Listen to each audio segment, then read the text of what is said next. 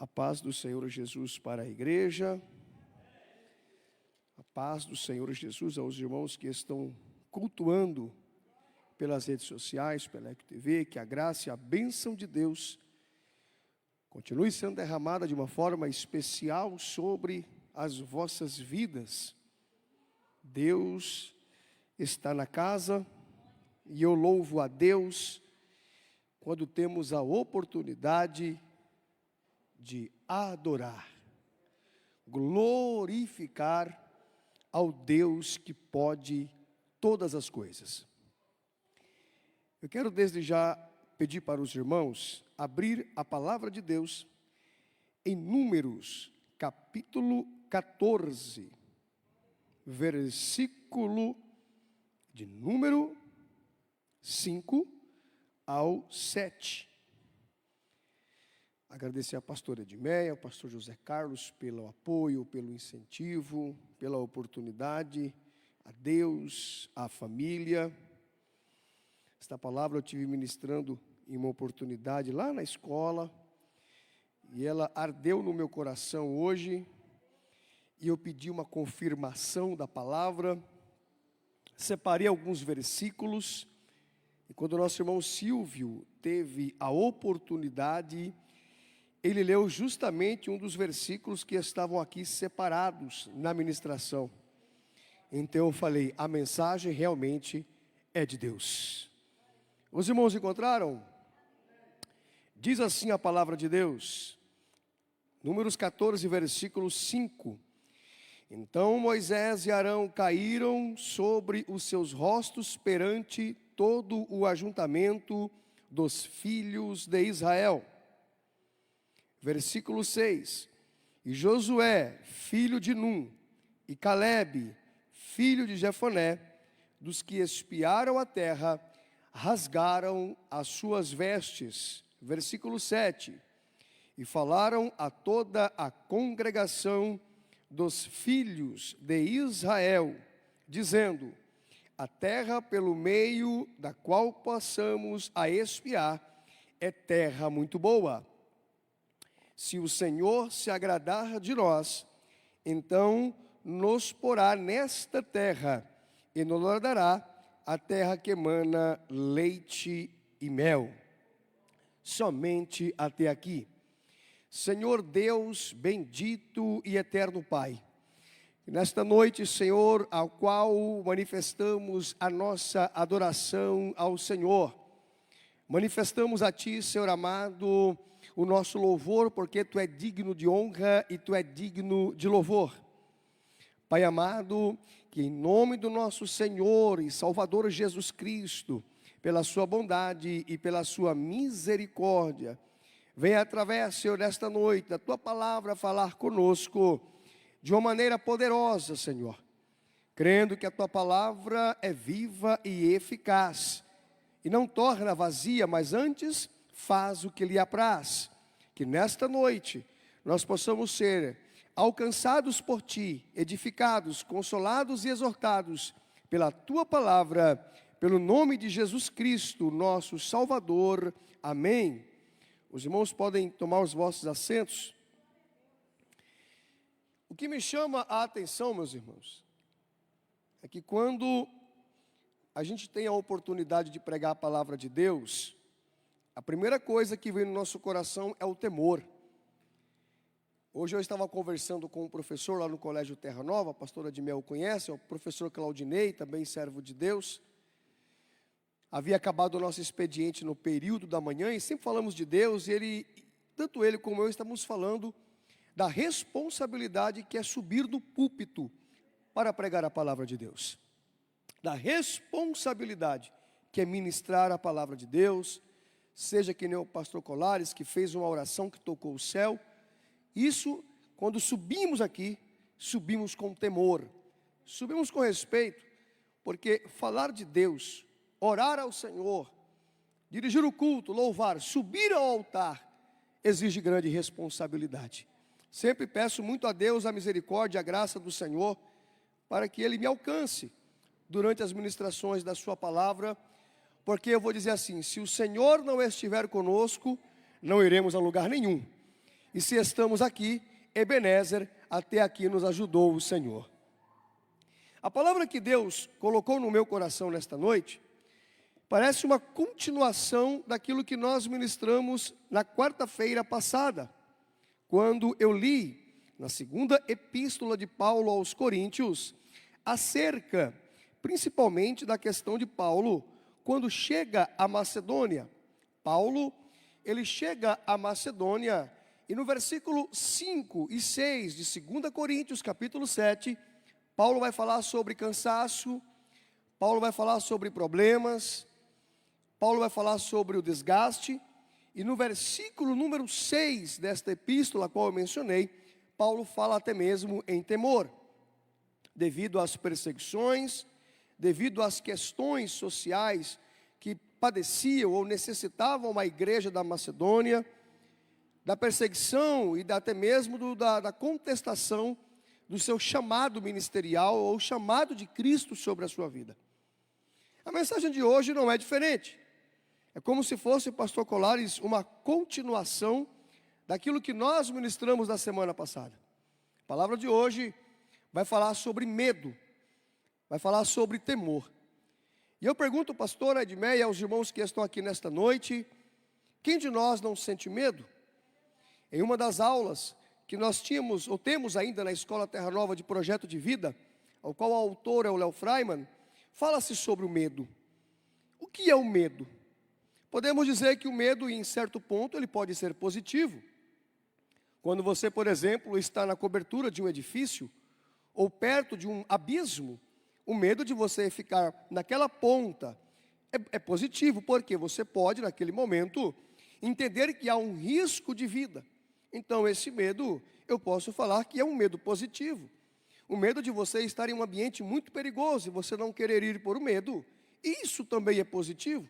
É um medo que nos controla para o bem, de não nos precipitarmos ou nos colocarmos em situações de risco de forma desnecessária, uma vez que temos por característica a preservação da nossa vida, que é um dom de Deus sobre nós. Mas existe o medo, que é aquele medo que nos paralisa. E essa é a contestação do medo, ou a conceituação negativa do medo que nos paralisa, da percepção que enxergamos as dificuldades, e quando olhamos as dificuldades, o medo nos controla a tal ponto de não avançarmos. Isso acontece em várias áreas das nossas vidas, e por que não dizer na área espiritual, na área ministerial, na área profissional. Quantas vezes ouvimos relatos de pessoas que perderam oportunidades profissionais por causa de um medo que lhe paralisou, de um medo de algo que às vezes nem existia na verdade, mas fruto de uma mente humana que olhou apenas para o medo, para a dificuldade, e isso lhe trouxe insegurança, sentimento de incapacidade. E quando somos tomados por sentimento de incapacidade e medo, nós paralisamos, nós temos medos, e esses medos muitas vezes não geram em nós a vontade de vencer, a vontade de muitas vezes fazer uma faculdade, por medo de não conquistar ou de não terminar, o medo de repente não querer pregar a palavra de Deus, com medo de não conseguir ministrar a palavra, mesmo sabendo que Deus é misericordioso e que se eu buscar a sua presença e pedir a graça dEle, abrindo a minha boca, Ele vai encher a minha vida e as palavras serão faladas, porque o Espírito Santo que habita em nós fará as palavras saírem de mim. Na verdade, quantas pessoas que largaram seu ministério, seja de louvor ou chamado ministerial por medo de morrer na fé, medo de perder a esperança em Cristo. Quantas pessoas que se encontram feridas dentro da igreja e por medo não querem buscar a graça e a recuperação ou a regeneração em Deus. Pois bem, quando chegamos aqui, pastor Colares, nós vamos enxergar uma palavra chamada medo, em Números capítulo 13 e Números capítulo 14. O povo de Israel, após a questão da saída do Egito, vimos aqui em Números 13, homens são chamados para espiar a terra. 12 homens são selecionados a dedo para espiar uma terra que na verdade ela era uma promessa de Deus. A terra que Deus havia prometido a Abraão E como a palavra de Deus não cai por terra, por mais que o povo estivesse escravizado no Egito, tinha uma promessa no céu. O que eu aprendo aqui é que não importa o processo que você está enfrentando na sua vida, não importa a dor que você está sentindo, ou não importa o medo que você está sentindo. O importante é quando a promessa de Deus está sobre a sua vida, porque independentemente da circunstância, Deus vai agir. Independente da sua situação, Deus vai operar. Independentemente das suas perspectivas, ou do seu medo, ou da sua insegurança, quem opera na sua vida ainda é Deus, porque Ele é fiel para velar pela sua palavra. Se Deus falou que você vai atravessar o Mar Vermelho, não importa a quantidade de água, o importante é a promessa. Se Deus falou que você vai entrar e vai sair vivo, não importa a circunstância, vai importar que a promessa de Deus foi lançada. E uma vez lançada, a promessa de Deus não cai por terra. Palavra de Deus é palavra que é viva, é eficaz e penetra na alma e diz: olha, eu sou com vocês. Se eu sou com vocês, a palavra dele tem poder sobre as nossas vidas. Esses espias foram convidados a espiar a terra. Durante 40 dias, pastores e amados irmãos, esses homens vão experimentar um lugar maravilhoso, uma terra farta que de fato mana leite e mel. Porém, ao retornar ao povo, ao arraial, 10 espias conseguem, através da sua insegurança e através do seu medo, trazer um relatório totalmente negativo. Perceba que estes homens, aqui em Números, capítulo 13, no versículo número 24, olha só: chamaram aquele lugar o Vale de Escol, por causa do cacho que dali cortaram os filhos de Israel. Voltaram a espiar a terra ao fim de 40 dias. As frutas, uvas, eram tão grandes que um homem só não conseguia trazer, tão volumoso, tamanha fartura. Mas a Bíblia vai dizer aqui no versículo de número 26, e caminharam e vieram a Moisés e a Arão, e toda a congregação dos filhos de Israel, no deserto de Parã, e tornando, deram-lhe contra a ele toda a congregação, e lhe mostraram o fruto da terra. Esses homens, quando retornam, eles vão mostrar ao povo todo o fruto da terra, toda a prosperidade que havia sobre aquele lugar. No versículo número 27, eles vão contar e disseram: fomos à terra que nos enviaste, e verdadeiramente ela mana leite e mel. E mostram o fruto a Moisés e a toda a congregação. Mas, no versículo número 28, após enxergar a produtividade e a fartura da terra, no versículo 28, eles vão trazer uma parte negativa. E parece que a parte negativa vai prevalecer sobre aquilo que é bom. É como se alguém falasse assim: olha, Deus tem uma grande promessa sobre a sua vida, mas você vai ter que passar por um vale. É como se eu me esqueço da promessa e só olho o vale. É como se eu esqueço do poder de Deus e vou olhar o processo que eu vou passar. Então, no versículo 28, o povo, porém, que habita nessa terra, os espias dizendo, os 10 espias, é poderoso. As cidades fortes, grandes, e dali vimos os filhos de Anak, que são gigantes.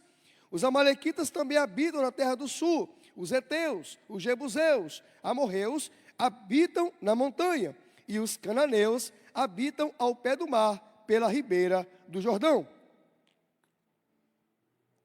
Perceba um relatório negativo. Eles estão colocando a adversidade. Não é questão de você esconder o problema, é questão de você potencializar o problema. Eles trazem o fruto, eles mostram o cacho, eles mostram a fartura da terra, mas, consequentemente, eles começam a amedrontar as pessoas juntamente com o seu medo. É como aquele medo que contagia.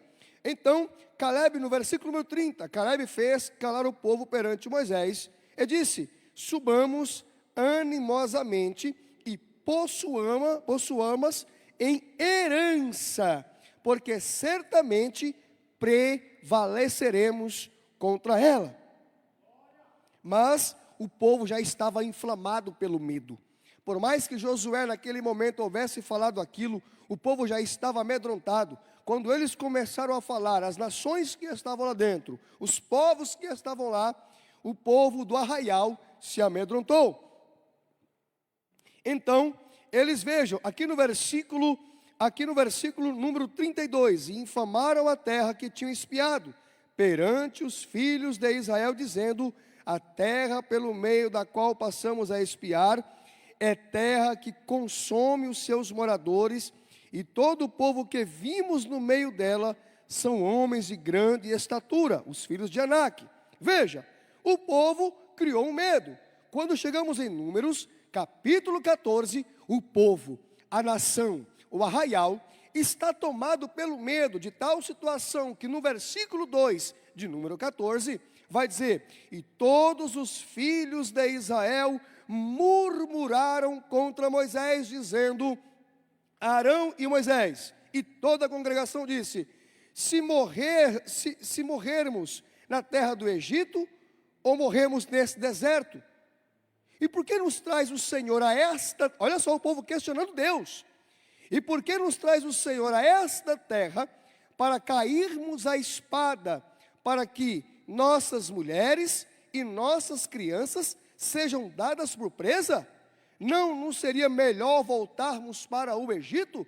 O medo tomou conta, a insegurança do arraial tomou tanta conta, que o povo, além de murmurar contra Moisés e Arão, a Bíblia disse no versículo 2, que murmuraram contra Deus, e queriam retornar ao Egito. E diziam uns aos outros: levantemos, e voltemos ao Egito. Porém, Moisés e Arão caíram com os seus rostos perante todo o ajuntamento dos filhos de Israel. E aqui no versículo 6, o que começa a me chamar a atenção na mensagem, entrarmos no escopo da mensagem, é que dois espias, eles vão se levantar e vão nos dar uma lição de como se enfrenta o medo. Eles vão dizer aqui no versículo número 6, no versículo 7, e falaram a toda a congregação e aos filhos de Israel, dizendo: a terra pelo qual passamos a espiar é terra muito boa. Versículo número 8, palavra de encorajamento. Aqueles homens viram as adversidades, mas Josué e Calebe tinham tanta intimidade com o céu, que quando chega no versículo 8, eles vão usar uma condicional, o se, e vai dizer: se o Senhor se agradar de nós, então nos porá nesta terra, e nos dará esta terra que mana leite e mel.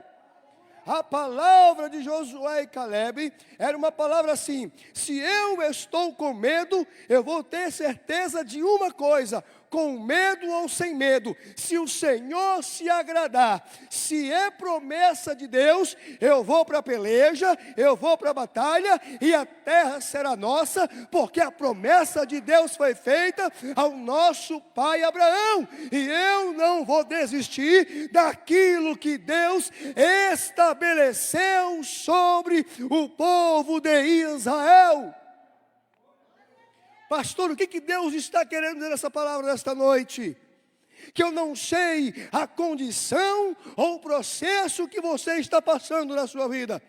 Eu não sei se a sua causa é uma causa financeira, se é uma causa espiritual, se é uma causa profissional, sentimental, ministerial, ou qualquer que seja a sua área. Mas se Deus fez uma promessa sobre a sua vida, levante a espada e vai guerrear. Porque o Deus de Israel, que prometeu sobre a tua vida, que lhe daria a vitória, está dizendo, através da palavra desta noite: eu serei convosco aonde você andar. A minha promessa ainda está de pé sobre a tua vida. Não se atemorize e não tenha medo, não tenha receio. Eu sou o Senhor que falo convosco nessa noite. Deus está falando com alguém nesse lugar.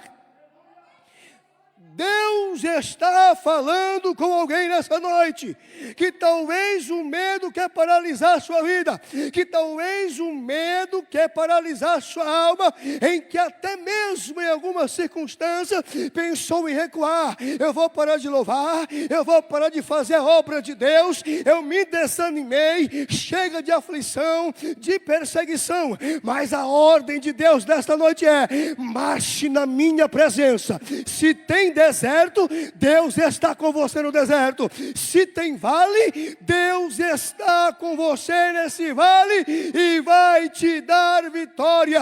Pode ter gigante na terra, pode ter muita gente povoando, mas se Deus prometeu, Ele é fiel para cumprir a promessa que estabeleceu sobre a sua vida. Toma posse dessa palavra nessa noite. Toma posse dessa palavra nessa noite. O Espírito do Senhor está sobre a sua vida. Te levanta, põe-te de pé, porque Deus te escolheu a dedo. Eba, oh glória! Promessa de Deus. Promessa de Deus. A Bíblia vai dizer que Paulo escreveu a segunda epístola aos Coríntios, em que houve um momento que Paulo teve temor no seu coração.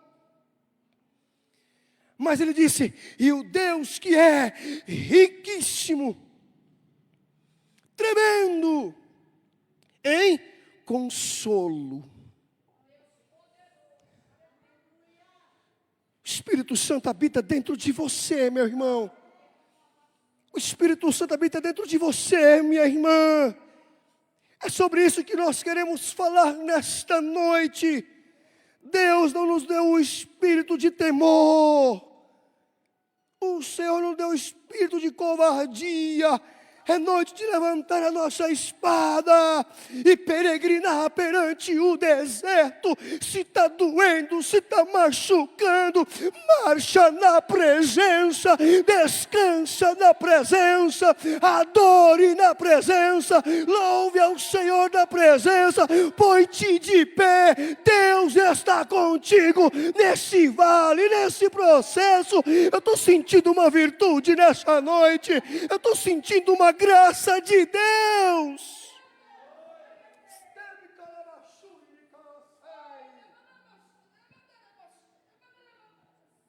2 Timóteo capítulo 1, versículo 6. Por esse motivo te lembro, Timóteo, que desperte o dom de Deus que existe em ti pela imposição. Porque Deus não nos deu o espírito de temor, mas o espírito de fortaleza, de amor, de moderação.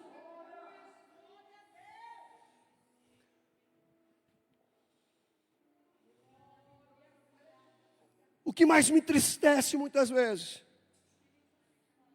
é porque eu vejo muito soldado desistindo no meio da batalha com medos, porque se esqueceu da grandeza de Deus.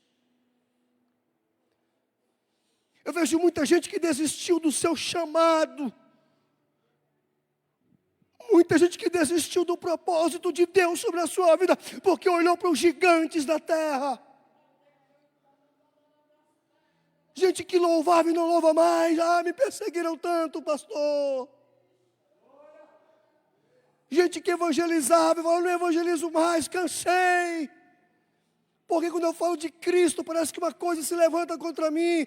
Desistiu do propósito, porque olhou o problema, porque olhou a dificuldade. Mas Paulo vai dizer para Timóteo: Ele não te deu o espírito de temor, mas o espírito de fortaleza. Sabe por que você é forte? Jesus habita em você. A presença de Deus está em você. Levanta-te, soldado, nesta noite, soldado ferido pelos processos da vida. O medo não vai te paralisar. Canaã te espera, a promessa te espera, Deus te espera.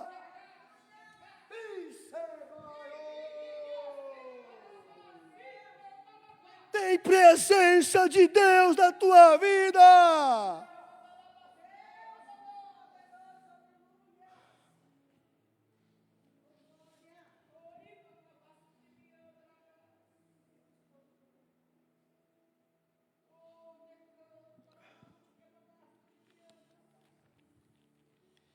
Você quer um exemplo que o medo paralisa? Um exemplo que o medo paralisa. 1 Samuel capítulo 17. O medo paralisa, irmãos. Se não tomar cuidado, até da graça a gente desiste. Se não tomar cuidado, faz que nem muitos do deserto, morrem no meio do caminho. Jesus está pegando na mão a tua mão hoje. Isso é profético, irmãos. Isso é para quem acredita. Você não veio num culto em vão. Você não veio assistir um culto. Você não veio assistir um espetáculo. Você veio adorar esse Deus que está falando lá do trono da glória dele. Eu estou pegando você pela minha mão neste deserto e eu vou atravessar com você, porque eu sou o teu Deus. Eu te tirei do Egito para realizar o propósito que estabeleci sobre a tua vida.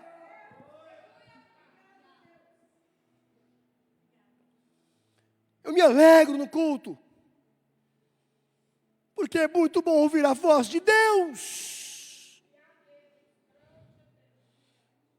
1 Samuel capítulo 17, versículo 1. E os filisteus ajuntaram seus arraiais para a guerra, e congregaram-se em Socó, que está em Judá, e acamparam-se em Socó e Azeca, no termo de Damim. Versículo 2. Porém Saul e os homens de Israel se ajuntaram e acamparam no vale do Carvalho, e ordenaram a batalha contra os filisteus. Se tem um povo vivido em batalha, é Israel, irmãos. Eu não estou falando de uma nação que não sabe o que é guerra. Israel guerreou com tudo que foi nação, até os dias de hoje está guerreando aí. Experiência em batalha.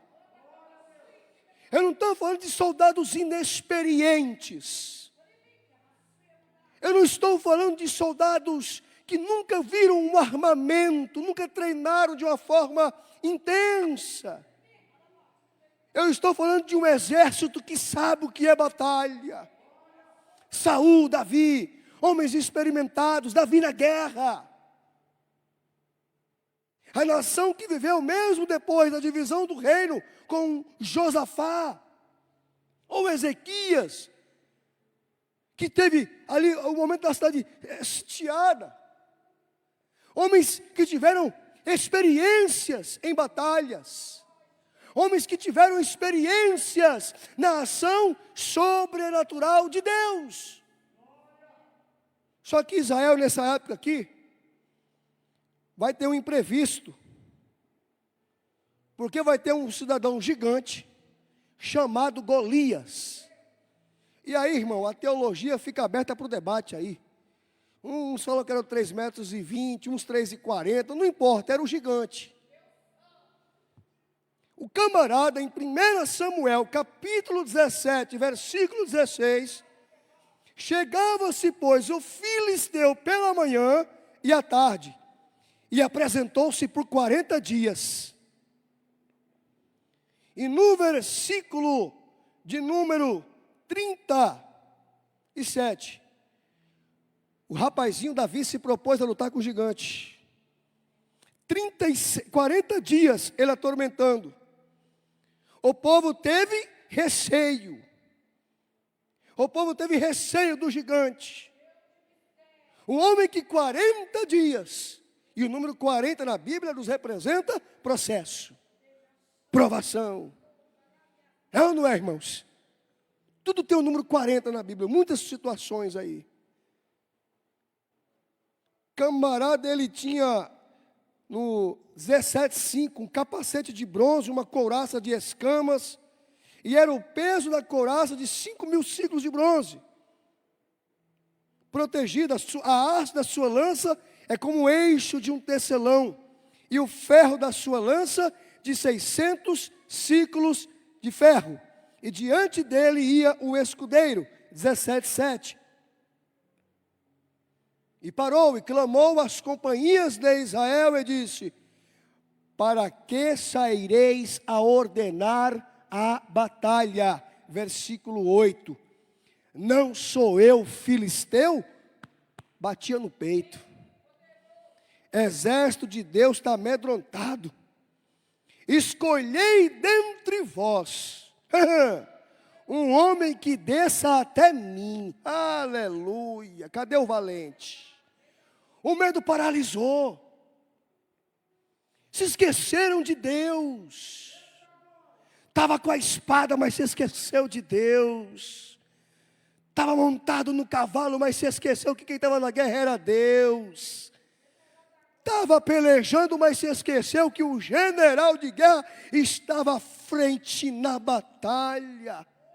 Olharam para o problema, olharam um para o outro e falaram assim: não, vai você. Deus me livre. Eu tenho uma família em casa, vai você. Ô capitão, manda fulano. 40 dias. Só que aí, José envia Davi a seus irmãos. José não vai lá, Davi não vai lá lutar não. José envia Davi para levar a marmita, a comida, o alimento. Mas quando Davizinho chega no campo de batalha, irmãos, o menino que já havia matado o urso, matado o leão, era bravo, valente, era adorador, irmãos. Adorador não precisa adorar para ninguém aparecer. Davi adorava no pasto, com ele e suas ovelhinhas. Deus sabia da intimidade que Davi tinha com o céu. Quando ele chega no campo de batalha, Davi se sente confrontado. Como pode um cidadão desse afrontar o exército de Deus?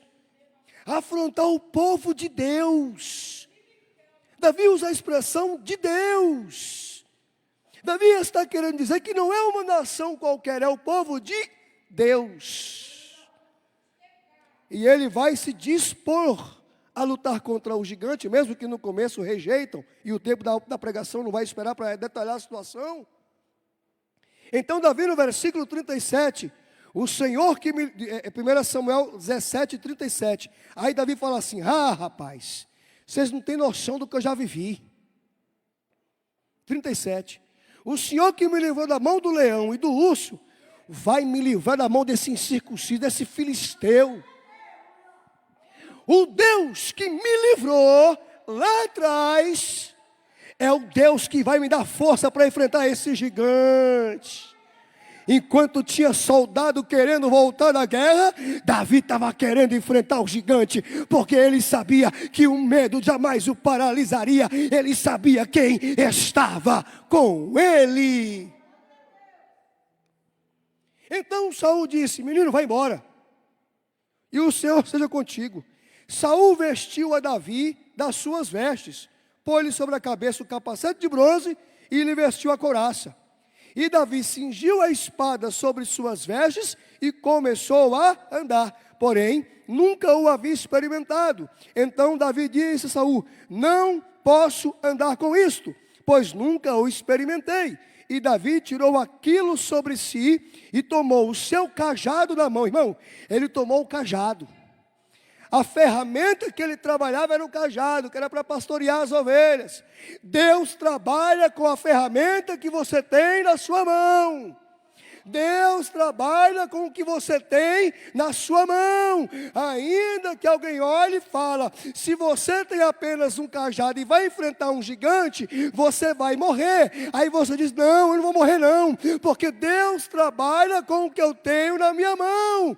A vara tocou o mar vermelho e o mar se abriu. Deus trabalha com o que você tem.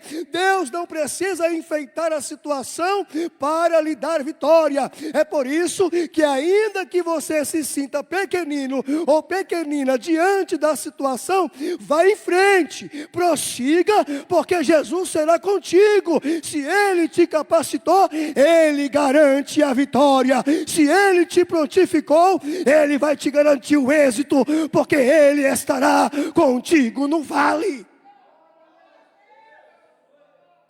Então ele foi, pegou o seu cajado na mão, escolheu as pedrinhas do ribeiro, pôs no alforje. E aí eu imagino alguém falar assim, morreu. Davi morreu.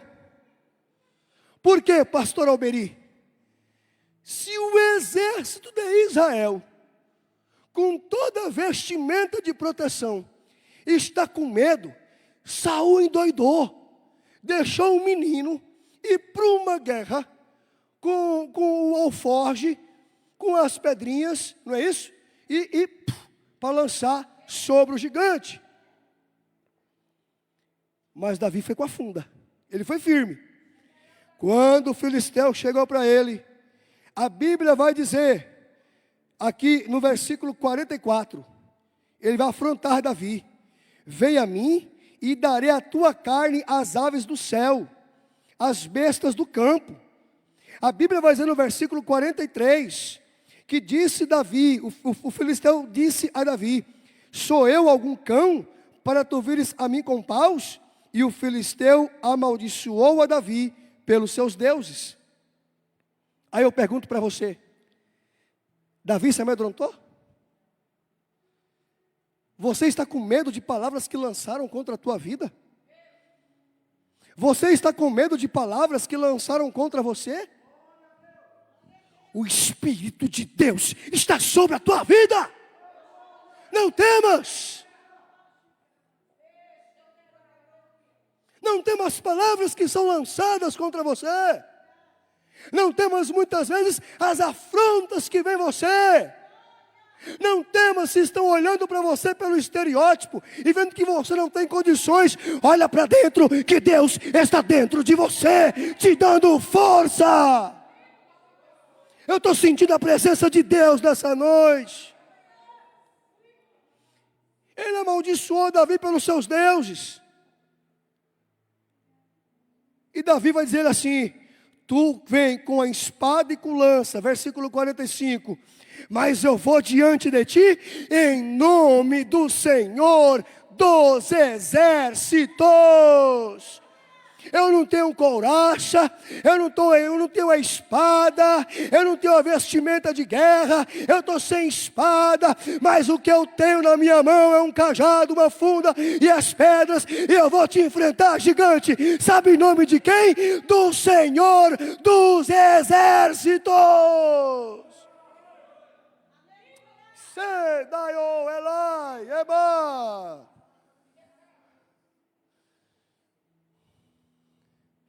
Versículo 46, certeza da vitória. Hoje mesmo o Senhor te entregará na minha mão, e ferir-te-ei, e tirarei a cabeça e os corpos do arraial dos filisteus.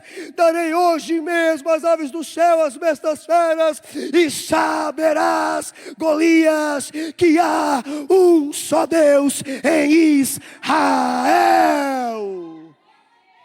Que confiança, irmão! Que segurança, irmãos! Quem de nós, no meio de um arraial desse, olharia um gigante e ficaria disponível para a luta? Mas Davi sabia do Deus que ele servia.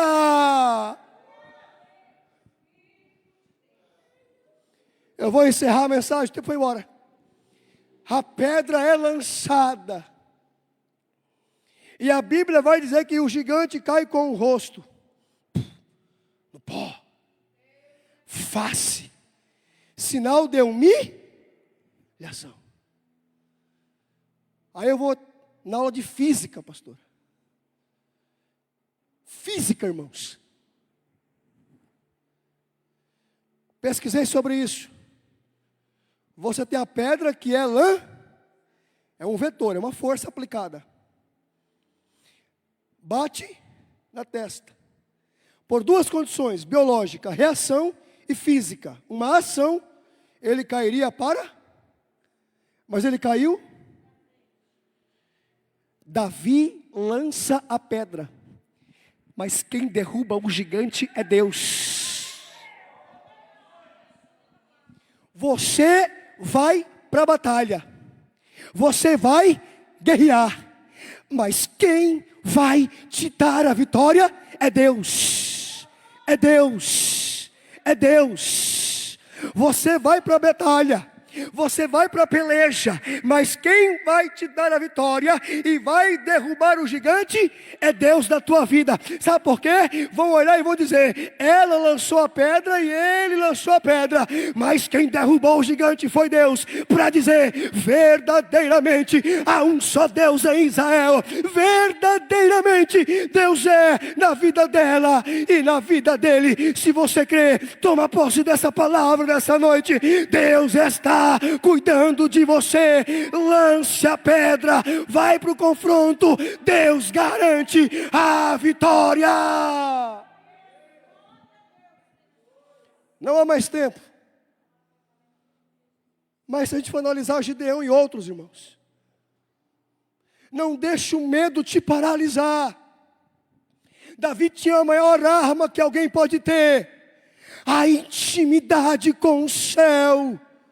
Podem roubar de você o que quiser, pode tirar o que quiser, pode lançar na prisão, pode colocar dentro de um navio no cárcere, na parte inferior, mas jamais vai tirar de você a presença de Deus sobre a sua vida. E quando a presença de Deus sobre a sua vida, você vai dizer assim: enquanto Deus estiver comigo, o cárcere não vai me parar, o processo não vai me parar, a enfermidade não vai me parar, o desemprego não vai parar, porque no momento certo virá um decreto do céu sobre a minha vida e tudo vai mudar. Em uma palavra de Deus, algo vai mudar na tua vida.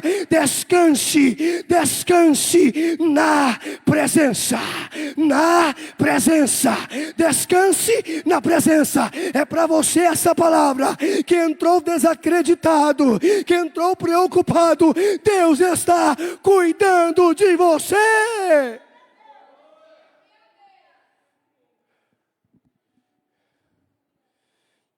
Coloque sobre os vossos pés. Vamos elevar a Deus uma oração. Chegaram aqui os pedidos de oração. Os pedidos de oração.